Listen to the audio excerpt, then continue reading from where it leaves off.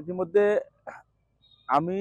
দেখা মতে যেটো আজি এই যে ড্ৰেন আছে এই ড্ৰেনৰ যেটো জানডু কন্ট্ৰাকচনে কাম কৰি আছে 127B যেটো হাই ৰোডৰ কাষত যে ড্ৰেন দিছে ড্ৰেন বিলাক ইমান মানে কমজুৰি ড্ৰেন দিছে মানে একদম কেনেকা কাম কৰিছে মানে বেয়া কাম য'ত মানে ক'ব নালাগে এইটো ড্রেন কালি এইটো চাওক আপোনালোকৰ কেমেৰা ইতিমধ্যে দেখা পাব এইটো কালি পাকা কৰিছে কালি পকা কৰিছে আজি চাওক তাত ভাঙি গৈছে ইতিমধ্যে তাত বাইকে গৈ বাইক এখন ওপৰেদি গৈ ভাঙি যায় মানে একদম এইটো বেয়া কাম কৰিছে গতিকে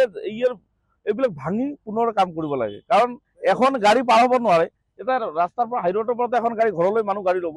তাত যোৱাৰ মতো অৱস্থা নাই তাত বাইকে গৈ ৰাস্তা ড্ৰেইন ভাঙি যায় মানে ৰডৰ নামত একদম ইয়াত আৰু চিমেণ্টৰ নামত মানে দুৰ্নীতিত মানে কামটো কৰিছে বুলি আমাৰ অনুভৱ হৈছে আমি অভিযুক্ত গোৱালপাৰা আক্ৰাইছো আমি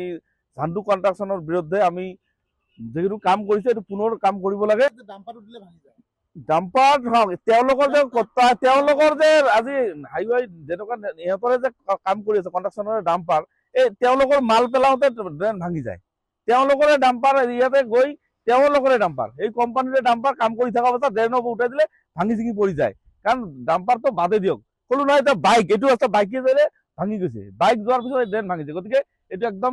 মানে বেয়া কাম হৈছে ট্ৰেক্টৰ নহয় বাইকেৰে ভাঙে ট্ৰেক্টৰটো বাদ দিয়ক ট্ৰেক্টৰটো গ'লে ভাঙে যে কিন্তু বাইক চাইকেল গৈ মানুহ পৰি আছে ইতিমধ্যে ল'ৰা ছোৱালী গৈ খোজকাঢ়ি যাওঁতে ড্ৰেইন ভাঙি পৰে মানে ইয়াত চিমেণ্ট দিয়াই নাই নেকি মানে খালি বালি আৰু অলপমান চিমেণ্ট মিলাই ড্ৰেইনৰ ওপৰত কিবাকে লেপ দিছে আৰু ৰডৰ নামত একদম ৰড যিবিলাক দিছে এই ৰড বিলাকো ইমান ঠিক নহয় কাৰণ এখন ড্ৰেইনৰ ওপৰত এখন মানুহ চলাচল কৰিব তাত পৰি কিনে মানুহৰ মৃত্যু ঘটিব গতিকে ইয়াতে একদম মানে দুৰ্নীতিত এইটো ভৰি পৰিছে গতিকে আমি